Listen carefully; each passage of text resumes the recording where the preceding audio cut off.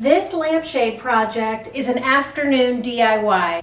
It's Mimsy here. I teach budget-minded people how to beautify and improve their homes with home decor, sewing, upholstery, and DIY. So let's get started on this lamp project. It's really easy and super fun. Let's do it. With a gathered shade like this, I did not cut my fabric in a smile because I wanted my fabric to just kind of splay out like this. Now, had I cut it in a smile like that, my fabric would have been pleated deeper at this bottom edge. You see how it's pleated much tighter here? There's deeper pleats and more pleats up here, and then down here it's more splayed out. Had I cut it in a smile, my pleats would have been closer and I would have had more pleating at the bottom of the shade like this. See the difference there, how there's more pleats toward the bottom of the shade? See how that looks compared to this, where it's more flat at the bottom here? This is the look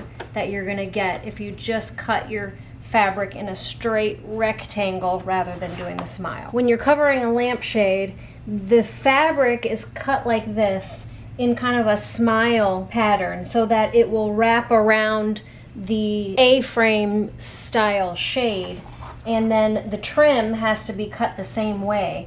And the smaller the diameter of the shade, the deeper the smile needs to be cut. So the best thing that I would say to do is to take off the old fabric and just use it as a pattern.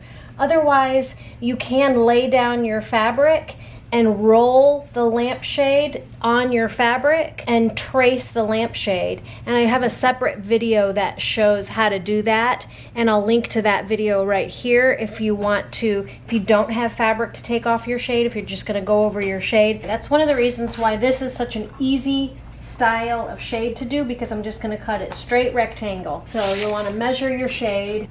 Mine is 9 inches. So I'm gonna go ahead and cut my fabric to 11 inches. So I've got 1 inch at the top to gather it and 1 inch at the bottom to hem it.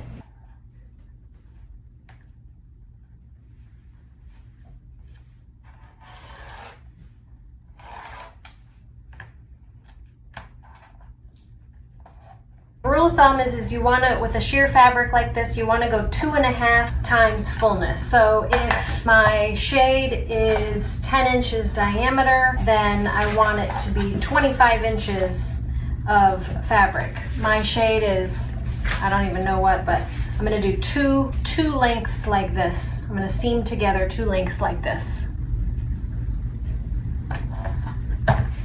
So I'm going to take off one of these pre-sewn ends and one of these so I can sew these together, and then I'm going to go ahead and leave this on here so I have a finished edge on the other side already. Then I don't have to do that. So now I will sew these together. Let's see, it's right side to right side. Yep. So now I'm going to go take these to the sewing machine and I'm going to sew a French seam here. So I'm going to sew a French seam into this spot here, and if you want to know how to sew a French seam and why you would need to sew a French seam, you can watch that video that's in the cards right now. Sew the wrong sides together first when you're doing a French seam, opposite of what you would normally do. So the next step is to sew a hem in the bottom of the fabric, and I'm going to use my rolled hem foot for this, so I'll make a tiny little hem, and I have a separate video specifically for rolled hems as well. This is going to give us a tiny little hem. Trying to get my hand out of the way here.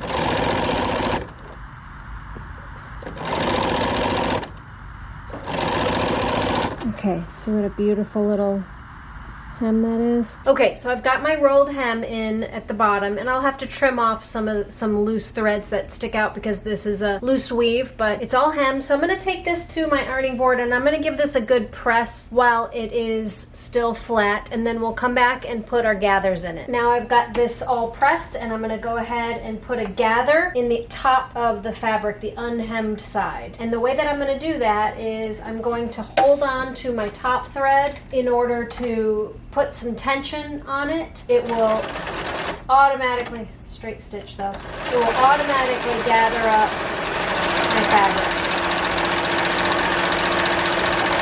Now this method really only works if you're using a sheer fabric. It doesn't work on a heavier weight fabric. There it is. Nice and gathered up for me. Now I can attach this to my shade. I think what I'll do first is cut off some of these loose strings. Maybe I'll do that after I glue it. Anyway, now I can glue this to the shade. Let's go to the table. So what I'm gonna do with this one is, just like I did with the other one, is hot glue it to the edge here. But with the first shade that I did, I actually hemmed the top and the bottom. That did finish it off so I don't have this raw edge, but it also made the top of my fabric more bulky, and so it just created a lot more bulk around this top edge. And the reason why I did that is because I was originally gonna leave this just exposed and not do a band around the top edge, but to me it looked just too unfinished and messy, so I decided to put a band around the top edge.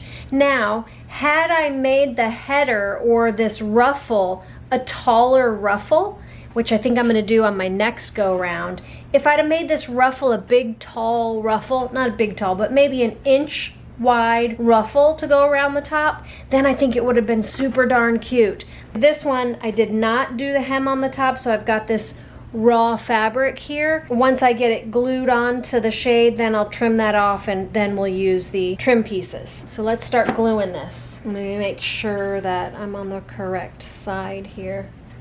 The front. Okay, so this is the front. All right, and so what I'm gonna do is I'm gonna start my shade in the same spot where this is started, so that when the light is turned on, all of my seams go together.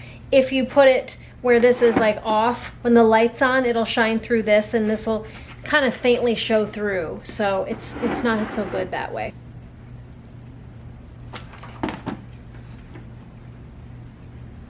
There we go. So once this is all glued, then I'll be able to cut all that off.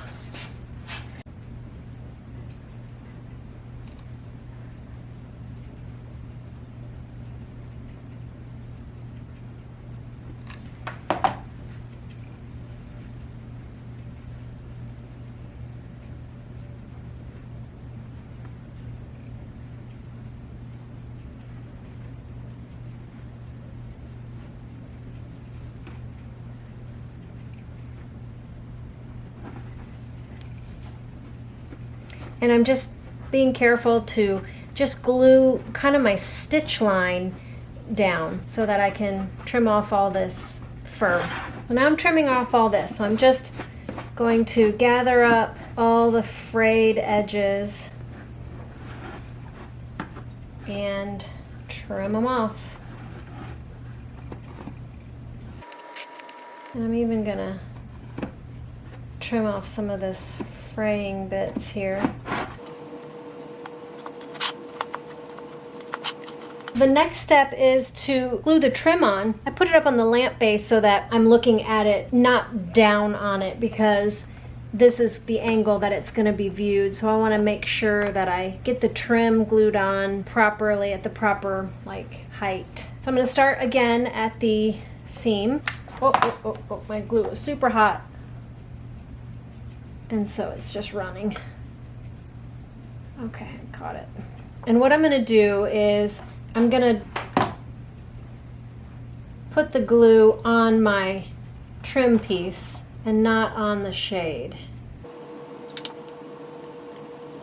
And I'm not gonna push it down into the fabric. I'm just gonna let it sit on the top edge, because if you push it down in, it's gonna get lumpy and bumpy.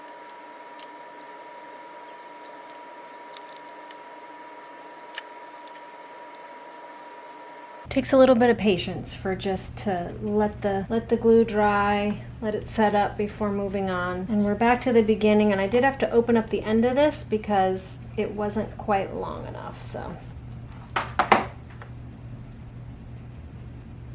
So there it is. I think it's super cute. I do think that it needs to have a different lamp base. I don't like this shade with this base. It's squatty and fat, but I'm gonna get a taller and more elegant lamp base for it, and I'll show you how that looks once it's on there. The shade. Some strings to clip off, and you know what I might do is I might just put a little tack in there to hold the two ends together. It would probably have been better if, you know, maybe I'll just overlap it a little bit more and put a stitch there and a stitch there to hold it together. But if you are able to overlap this a little bit more. And if you're curious about this shade right here, I have a tutorial on that lampshade as well. You can watch that video right here.